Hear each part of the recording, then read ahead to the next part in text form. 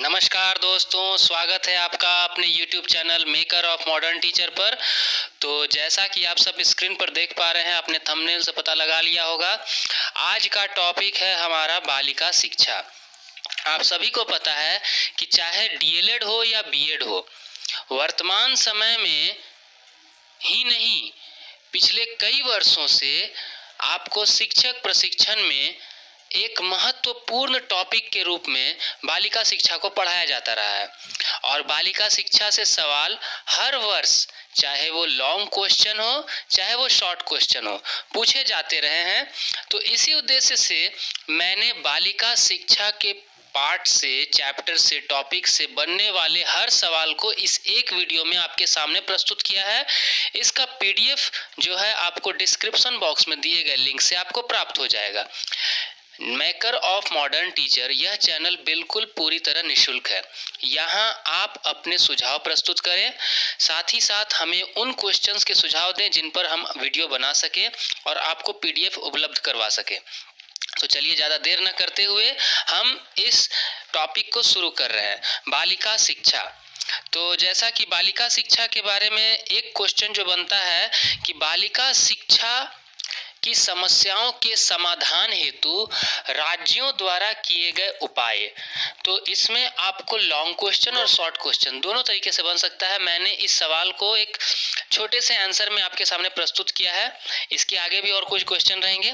तो देखिए, बालिका शिक्षा में कहा गया है कि बालिकाओं एवं महिलाओं के शैक्षिक उन्नति हेतु राष्ट्रीय एवं राज्य स्तर पर अनेक कार्यक्रमों के माध्यम से प्रयास किए गए हैं। देखिए, मैं जानता हूं कि आप सब बोलेंगे कि पहले बालिका शिक्षा को समझाइए। तो बालिका शिक्षा के बारे में आपको अच्छे से विस्तृत जानकारी मैं देना चाहता हूं कि बालिका शिक्षा क्या है। बालिका शिक्षा के अंतर्गत हम बात करते हैं महिलाओं की शिक्षा की, स्त्रियों की शिक्षा की और छोटी बच्चियों की शिक्षा की। आदिवासी, दलित, एससी, एसटी, सामान्य वर्ग, हर वर्ग में महिलाओं, स्त्रियों की दशा को सुधारने के लिए, समाज को सुधारने के लिए जो शिक्षा प्रदान की जाती है उसे ही बालिका शिक्षा कहते हैं। बालिका शिक्षा की महत्ता को बताते हुए हमारे पूर्व व प्रथम प्रधानमंत्री पंडित जवाहरलाल नेहरू ने स्वयं कहा था कि यदि एक लड़का पढ़ता है, लड़का शिक्षित होता है, तो एक मनुष्य या एक व्यक्ति शिक्षित होता है, परंतु यदि एक बालिका शिक्षित होती है तो एक पूरा परिवार शिक्षित होता है। तो इस शिक्षा को आगे बढ़ाने के लिए ही राज्यों द्वारा जो किए गए विकास हैं उनको मैं पहले बता रहा हूं। इसके आगे के क्वेश्चन आपको आगे दिखेंगे। देखिए, पहले हम समझते हैं बालिकाओं एवं महिलाओं के शैक्षिक उन्नति हेतु राष्ट्रीय एवं राज्य स्तर पर अनेक कार्यक्रमों के माध्यम से प्रयास किए गए, जो महिला एवं बालिका शिक्षा के क्षेत्र में मील का पत्थर साबित हुए हैं। बालिका शिक्षा को सशक्त करने के लिए, महिला सशक्तिकरण की ओर राष्ट्रीय एवं राज्य स्तर पर सरकारों द्वारा कई कार्यक्रम किए गए हैं। उनमें कुछ विवरण हम आपको देते हैं। पहला है अनौपचारिक शिक्षा। आपको पता होना चाहिए, इग्नू सहित कई सारे खुले विश्वविद्यालय और विद्यालय जो है, जैसे कि NIOS, national institute of open school, राष्ट्रीय मुक्त विद्यालय संस्थान, और इसके अलावे आपको इग्नू हो गया, नालंदा खुला विश्वविद्यालय हो गया, पत्राचार या दूरस्थ माध्यम से जो शिक्षा का साधन प्राप्त करवाया जाता है 1980 के बाद के दशक से। इसका मुख्य उद्देश्य यह था कि वैसे बच्चियां, बालिकाएं, स्त्रियां, महिलाएं जो अपनी शिक्षा किसी कारणवश, कम वर्ष में उनकी अगर शादी हो गई हो, उनके पास आगे पढ़ने का मौका न प्रदान हो पाया हो और बाद में जाकर वे पढ़ना चाहती हो, तो उनकी शिक्षा को पूर्ण करने हेतु इन माध्यमों को अपनाया गया। अनौपचारिक शिक्षा 6 से 14 वर्ष के आयु वर्ग के विद्यालय न जाने वाले बच्चों के लिए वर्ष 1979-80 से मार्च 31-2001 तक अनौपचारिक शिक्षा कार्यक्रम चलाया गया। इसका मतलब ये नहीं कर कि 2001 के बाद ये नहीं चल रहा है, लेकिन इस दौरान उसका कार्यक्रम जोर शोरों पर था। शिक्षा के दायरे से छूट रहे कामकाजी बच्चों एवं एक बड़ी संख्या में बालिकाओं को चिन्हित किया करते हुए अनौपचारिक शिक्षा योजना के अंतर्गत सभी तक शिक्षा की पहुंच सुनिश्चित करने हेतु छूट प्रदान की गई है। तो ये आपने समझा अनौपचारिक शिक्षा के बारे में। दूसरा है महिला समाख्या कार्यक्रम। तो देखिए, समझते हैं महिला समाख्या कार्यक्रम को।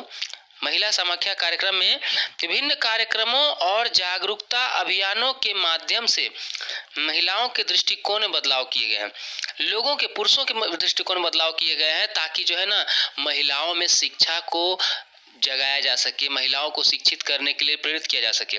इस कार्यक्रम में खास कर लड़कियों की शिक्षा की आवश्यकता पर जागरूकता पैदा करने पर भी ध्यान केंद्रित हुआ है, जिससे कि लड़कियों को भी बराबर का दर्जा मिल सके और बराबर का दर्जा और अवसर मिल सके। यह योजना असम, बिहार, झारखंड, कर्नाटक, केरल, गुजरात, उत्तर प्रदेश, उत्तराखंड, मध्य प्रदेश, छत्तीसगढ़, आंध्र प्रदेश आदि राज्यों में चल रही है।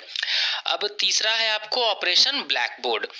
पता होना चाहिए कि वर्ष 1987-88 में प्रारंभिक विद्यालयों को बुनियादी सुविधाएं उपलब्ध कराना सुनिश्चित करने हेतु ऑपरेशन ब्लैक बोर्ड की योजना प्रारंभ की गई। कब की गई? 1987-88 में। इसका मूल उद्देश्य था क्या कि बुनियादी सुविधाएं जैसे कि चौक, डस्टर, ब्लैक बोर्ड, पुस्तकें, बेंच, टेबल, पुस्तकालय, ये सारी सुविधाएं उपलब्ध करवानी चाहिए।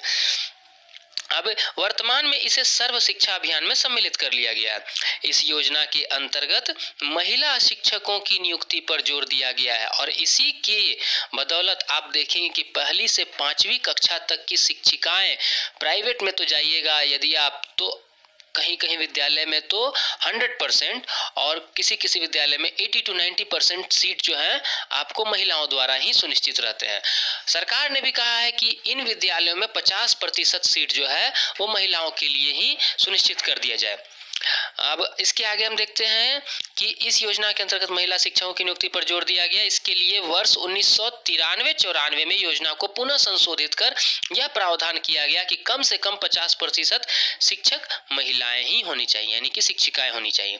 आगे हम पढ़ते हैं चौथा नंबर, जिला प्राथमिक शिक्षा कार्यक्रम यानी DPEP, district primary education programme.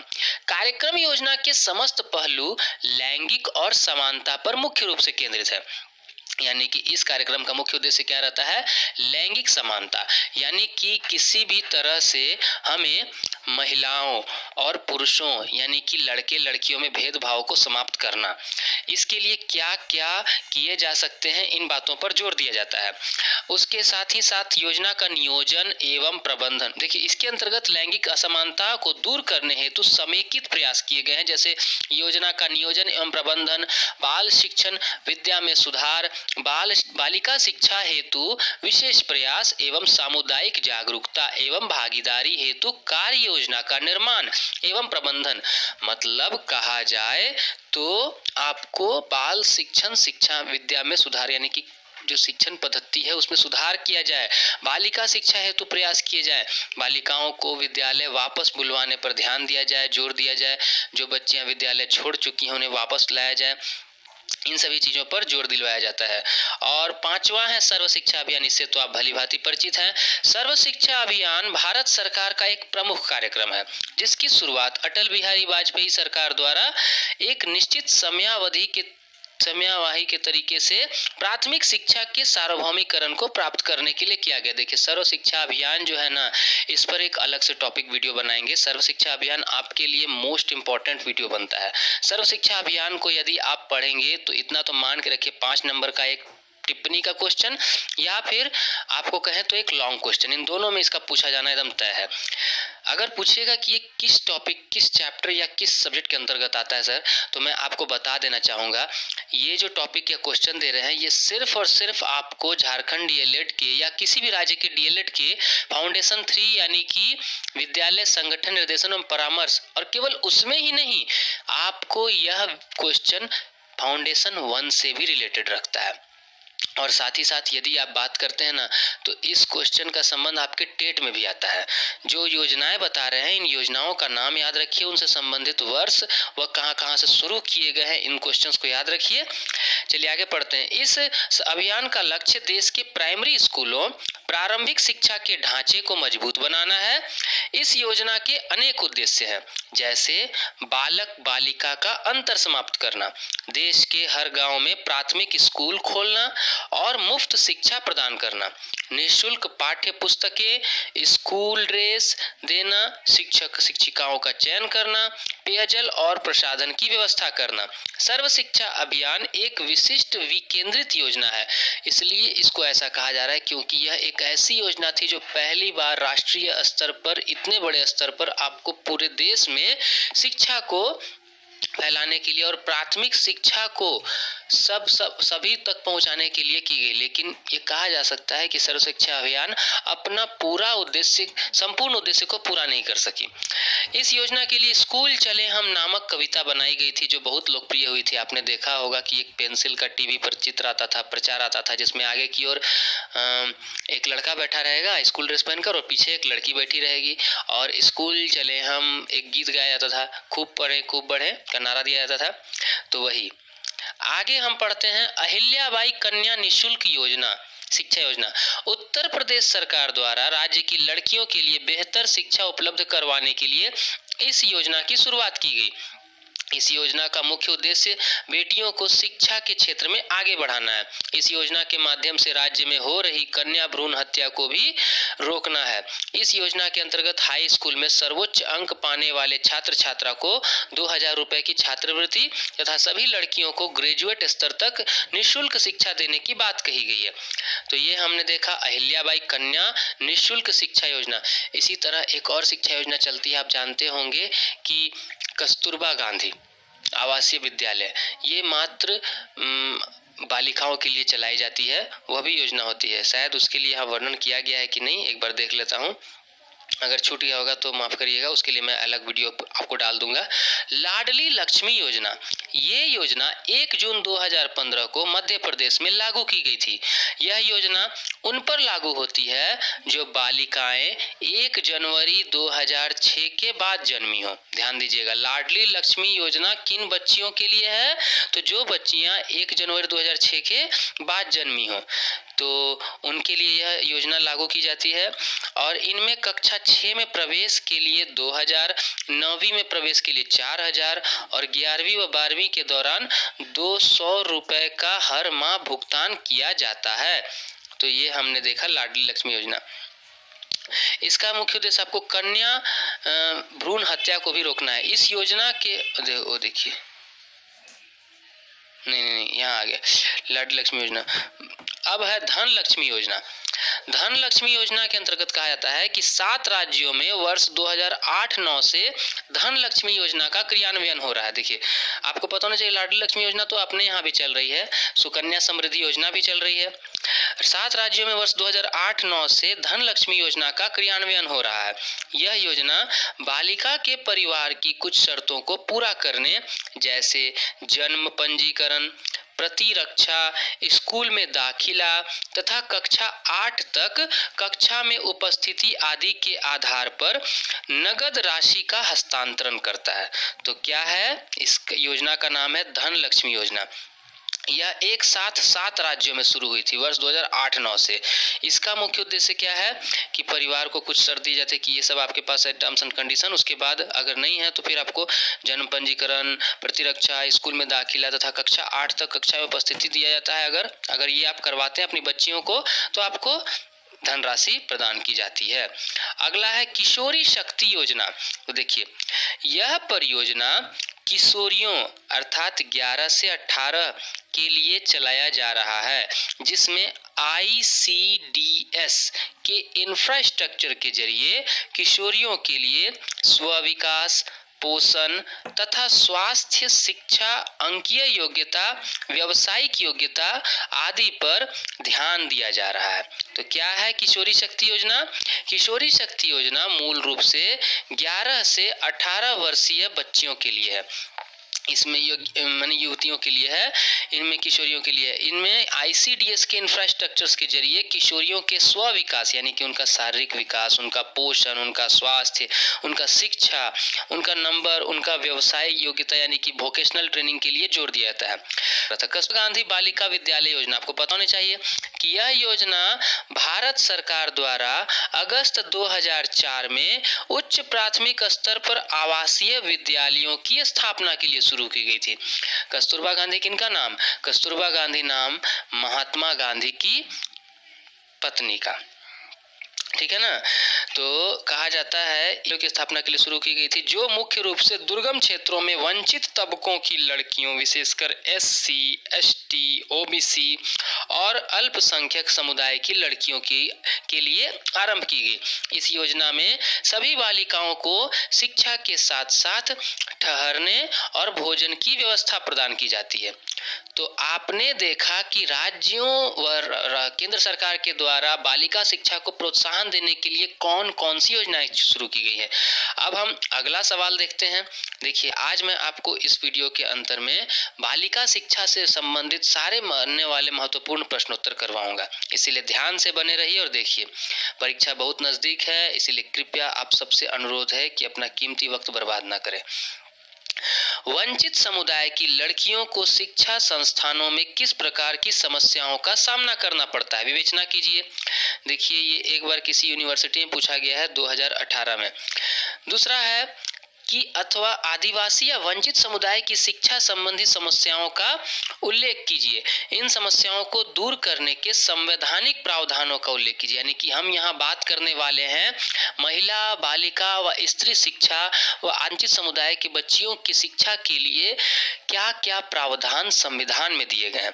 तो पहले हम समझते हैं कि वंचित या दलित बालिकाओं की शिक्षा संस्थान संबंधी समस्या, उनकी समस्याएं क्या क्या है।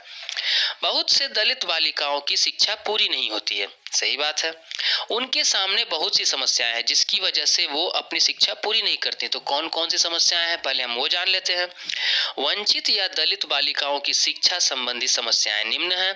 पहला, दलित बालिकाओं को बीच में ही विद्यालय छोड़कर घरेलू कार्यों में लगना पड़ता है। सही बात है कि हम देखते हैं बहुत सारे समुदाय ऐसे हैं जिनमें आगे बच्चियों को शिक्षा देने के लिए जोर नहीं दिया जाता है, उन्हें रोक दिया जाता है। कारण कहते हैं लोग कि विद्यालय का माहौल कैसा रहेगा, दूर है, घर के नज़दीक विद्यालय नहीं रहेगा तो नहीं भेज पाएंगे, पैसे की कमी, आर्थिक कमी, और समाज में एक जो डर है महिलाओं के प्रति, स्त्रियों के प्रति, बालिकाओं के प्रति, ये भी बन सकता है कारण। तो दूसरा हम देख रहे हैं आपके कि वंचित या दलित बालिकाओं की शिक्षा संबंधी समस्याएं बीच में ही छोड़ना पड़ता है, घरेलू कार्य में लगना पड़ता है। दूसरा, शौचालय व कमरों की कमी। हम सब इस बात को अच्छे से जानते हैं कि जितने भी सरकारी विद्यालय हैं उनके शौचालय की हालत किस स्तर के है, बद से बदतर। आप यहाँ रांची राजधानी में ही, केवल रांची की बात नहीं करते हैं, किसी भी राज्य में अगर आप पर भी किसी भी शहर में जाते हैं तो सरकारी विद्यालयों की बात करते हैं तो वहाँ के जो शौचालय वो तो बिल्कुल ही बदतर हालत में है। आप आए दिन देखते हो कि लड़कियों को कितने सारे सामना करने पड़ते हैं इन सब बातों की। तो शौचालय व कमरों की कमी, बहुत से विद्यालयों में उचित शौचालय व कमरों की व्यवस्था नहीं होने के कारण भी बालिकाएं विद्यालय जाना कम कर देती हैं, समझने लायक है। और उनका शिक्षा के प्रति उत्साह भी कम हो जाता है, बिल्कुल सही। आगे देखते हैं कि युक्त शिक्षक की कमी। देखिए, युक्त या योग्य कहिए, मतलब कि जितने शिक्षक शिक्षिकाएं वहां होनी चाहिए उतने हैं नहीं। और खासकर ये बात माना जाता है कि लड़कियों के लिए लेडी टीचर यानी कि महिला शिक्षिका बहुत आवश्यक है, और अगर महिला शिक्षिका नहीं रहेगी तो वो किससे कहेंगे अपनी बात।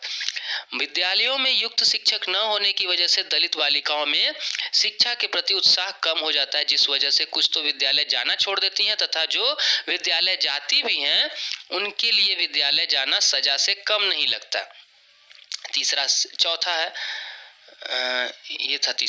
चौथा है सामाजिक बुराइयां। कई जगहों पे अभी भी छुआछूत जैसी बुराइयां व्याप्त हैं।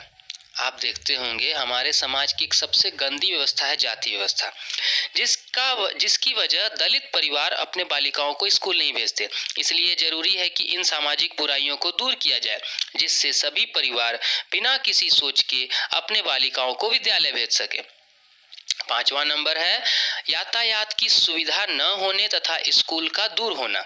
हम जानते हैं कि ग्रामीण इलाकों में अभी भी सड़क मार्ग पूरी तरह से दुरुस्त नहीं हो पाए हैं, जिसकी वजह से दुर्गम मार्ग होने के कारण बालिकाएं विद्यालय सही समय पर या सही तरीके से नहीं पहुंच पाती हैं। तो बहुत से दलित परिवार अपनी बालिकाओं को इसलिए भी नहीं भेजते क्योंकि स्कूल दूर होता है तथा उनको जाने के लिए यातायात की सुविधा उपलब्ध नहीं होती। इसलिए सरकार को इस तरफ ध्यान देने की जरूरत है। आगे है आर्थिक समस्याएं। दलित परिवार अपने आर्थिक समस्याओं के कारण भी अपनी बालिकाओं को पढ़ाई बीच में ही छुड़वा देते हैं। ये आर्थिक समस्याएं भी बालिका शिक्षा की राह में बाधा है, लेकिन सरकार की तरफ से अब बहुत सारी सुविधाएं उपलब्ध कराई जा रही हैं। चलिए अब आगे देखते हैं हम 7वां नंबर, शिक्षकों का दोहरा व्यवहार। देखिए इसको आप ध्यान से समझिएगा। अभी भी बहुत से विद्यालयों में दलित बालिकाओं के साथ दोहरा व्यवहार होता है। गौर करके देखते हैं कि झाड़ू देने के लिए, पानी भरने के लिए बच्चों को जो प्रेरित किया जाता है, उन्हीं की बात करी जा रही है कि उनके साथ शिक्षक अच्छा व्यवहार भी नहीं करता और उनसे स्कूल की सफाई जैसे काम आदि भी करवाए जाते हैं, जिससे दलित परिवार की बालिकाओं का शिक्षा के प्रति मनोबल गिर जाता है, जो कि उनकी शिक्षा की एक समस्या बन के सामने आती है। 8वां नंबर है दलित बस्तियों में बुनियादी सुविधाओं का अभाव। आज भी ग्रामीण क्षेत्रों में दलित बस्तियों में बुनियादी सुविधाओं का अभाव है, जिससे दलित परिवारों के पास पूंजी के अभाव के चलते दलित बालिकाएं बाल श्रम करने के लिए मजबूर हैं और ये बाल श्रम उन्हें शिक्षा से वंचित रखने का एक बड़ा कारण है। अतः ये भी एक बड़ी समस्या है। अब हम आगे देखते हैं स्कूल में संसाधनों की कमी। बहुत से ऐसे ग्रामीण इलाके हैं जहां के विद्यालय में उपयुक्त संसाधनों की कमी है। शिक्षा के प्रति रुचि उत्पन्न करने के लिए कोई भी संसाधन उपलब्ध नहीं होते, जिसकी वजह से दलित परिवार की बालिकाओं का शिक्षा के प्रति रुझान नहीं बढ़ता और कुछ विद्यालय जाना छोड़ भी देती हैं। अतः ये भी एक बड़ी समस्या है। तो हमने देखा कि बालिकाओं के शिक्षा संबंधी समस्या को, अब हम समस्या दूर करने के संवैधानिक उपाय, प्रावधान, मतलब कि जो सरकार द्वारा प्रावधान बनाए गए हैं संविधान में, संविधान के अनुच्छेद 46 के अनुसार राज्य विशेष सावधानी के साथ समाज के कमजोर वर्गों, विशेषकर अनुसूचित जाति एवं जनजाति के शैक्षिक एवं आर्थिक हितों के उन्नयन को बढ़ावा देगा और सामाजिक अन्याय और सभी प्रकार के सामाजिक शोषण से उनकी रक्षा करेगा। हमारे संविधान के अनुच्छेद 46 में कहा गया है कि सरकार जो है वह एससी, एसटी, ओबीसी, दलित, दबे कुचले, पिछड़े व वंचित वर्गों के शिक्षा के लिए ये करेगा, क्या बोलते हैं, रास्ता बनाएगा, उनके लिए प्रावधान करेगा, उनकी शिक्षा का जुगाड़ करेगा, उनको शोषण से मुक्त कराएगा। अब अनुच्छेद 330, अनुच्छेद 332, 335, 338 से 342 तथा संविधान के पांचवी और छठी अनुसूची अनुच्छेद 46 में दिए गए लक्ष्य हेतु विशेष प्रावधान के संबंध में कार्य करते हैं। तो अनुच्छेद 46 में जो बात कही गई ना कि उनकी सुरक्षा के लिए काम करिए, तो इन सब का प्रावधान हमको कहाँ दिखता है? अनुच्छेद 330, 32, 35, 38 से 42 तक तथा संविधान के 5वीं और 6वीं अनुसूची में। अभी झारखंड में पंचायत चुनाव हुए, इनमें पेशा नियम, जो पेशा नियम जो है ना, ये भी 5वीं 6ठी अनुसूची, आपको पढ़ना बहुत आवश्यक है। इस बात को अच्छे से जानना जरूरी है कि 5वीं और 6ठी अनुसूची में क्या क्या बात कहा गया। 5वीं और 6ठी अनुसूची में ये जनजातीय इलाकों में सरकार द्वारा जो शासन स्थापित की जाएगी, इसके बारे में बात की गई है। तो यहाँ हम वही कह रहे हैं कि इसके लाभार्थी द्वारा इन प्रावधानों का पूर्ण उपयोग किए जाने की आवश्यकता है।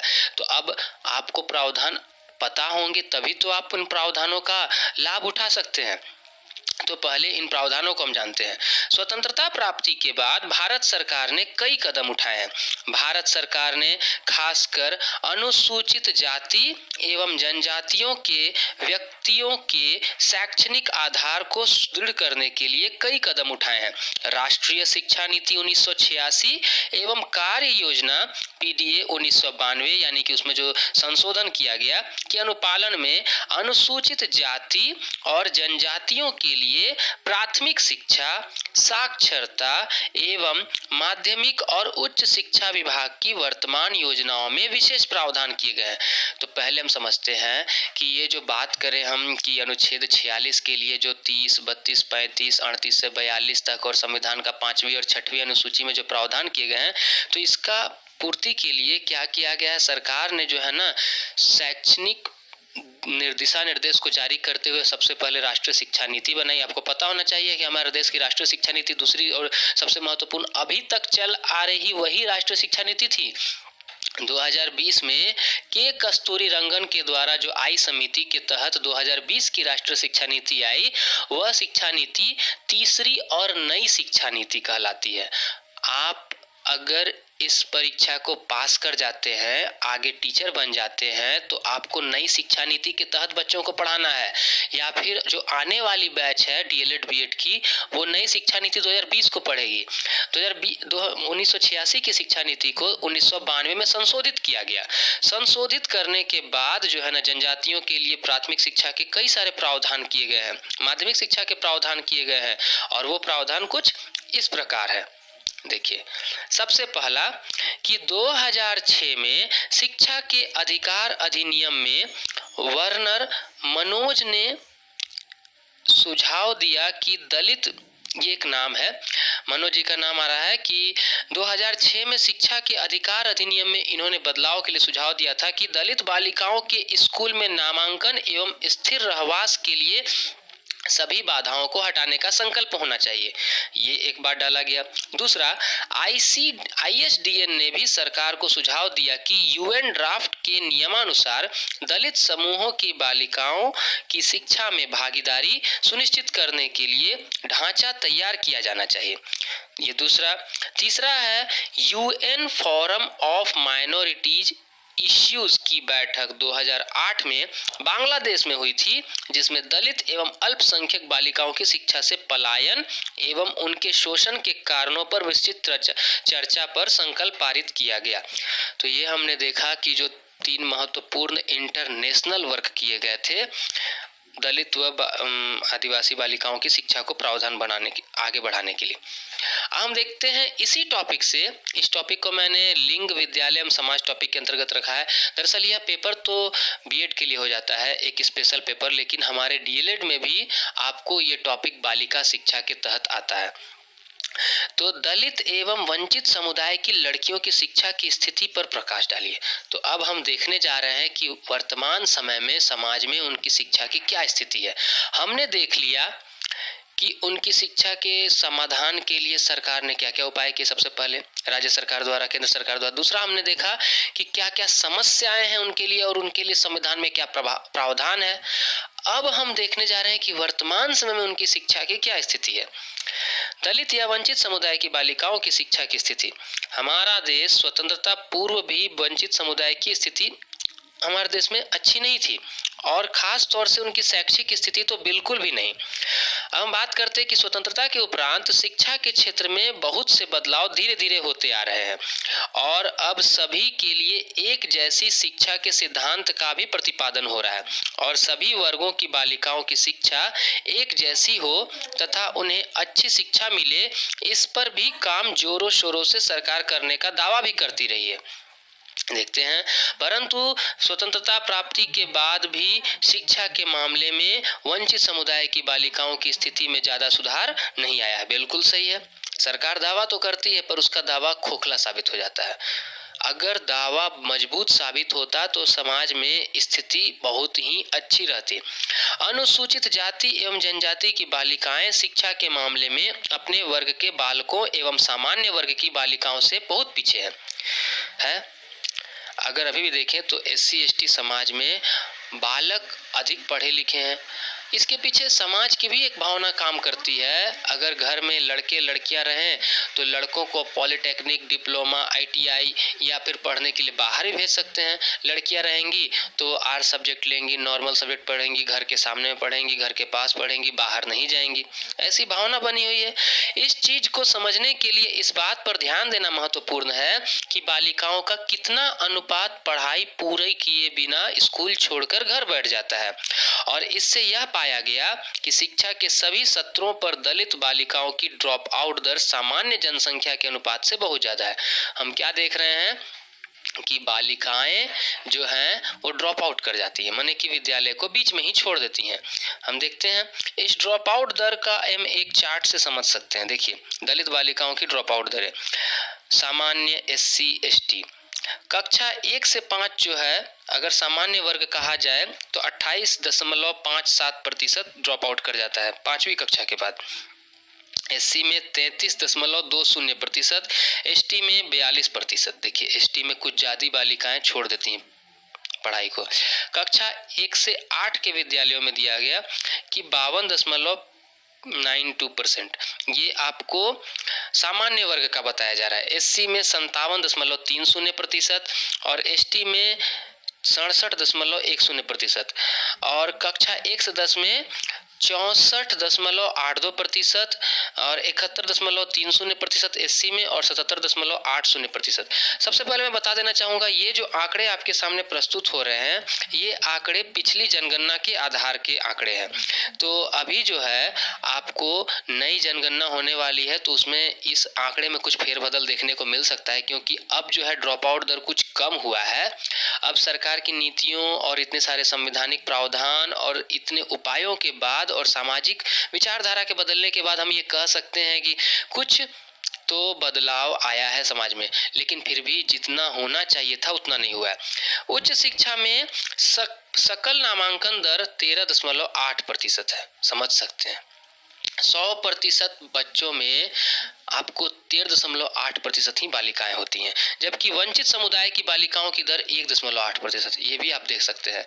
आप जब जाएंगे माने कि बड़े बड़े संस्थानों में, तो वहां देखने को मिला है ये। अनुसूचित जनजाति की बालिकाओं की दर 1.6% मार है। 6 से 14 वर्ष की आयु वर्ग के 35.1 लाख आदिवासी बच्चों में 54% अभी भी स्कूलों से बाहर हैं।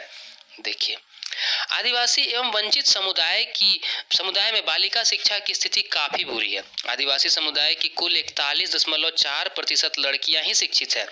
सहरिया और बैगा समुदाय में भी ये स्थिति और भी बुरी है। मात्र 15.9% सहरिया लड़कियों का प्रतिशत ज्यादा है। प्राथमिक स्तर पर प्रवेश लेने वाली बालिकाओं में से 24.82% कक्षा 5 तक की पढ़ाई पूरी नहीं कर पाती, उन्हें विद्यालय छोड़ना पड़ता है। उच्च प्राथमिक स्तर पर 50.76% बालिकाओं को बीच में ही विद्यालय छोड़कर घरेलू कार्यों में संलग्न होना पड़ता है। अतः इन सब बिंदुओं से यह स्पष्ट होता है कि वंचित तथा दलित बालिकाओं की शिक्षा की स्थिति बहुत दयनीय है। इसको सही करने के लिए सरकार को भी बहुत काम करने पड़ेंगे, पर इतना सही है कि सरकार के साथ साथ समाज को भी बदलना होगा। हमें भी अपनी सोच और विचारधारा और मानसिकता में बदलाव लाने की आवश्यकता है। साथ ही साथ हमें सहयोग करने की भी आवश्यकता है। तो आई होप कि आपको समझ में आया होगा बालिका शिक्षा यह टॉपिक, इसकी समस्याएं, इसके समाधान के लिए किए जा रहे उपाय, संवैधानिक प्रावधान और वर्तमान समय में बालिका शिक्षा की समाज में स्थिति। तो आप इस वीडियो को 2 से 3 बार रिवाइंड करके देखिए, पॉज करके देखिए। डिस्क्रिप्शन बॉक्स में आपको PDF उपलब्ध हो जाएगा। आप सब अच्छे से अपनी तैयारी करते रहिए। अपना प्यार इसी तरह बनाए रखने के लिए बहुत बहुत धन्यवाद।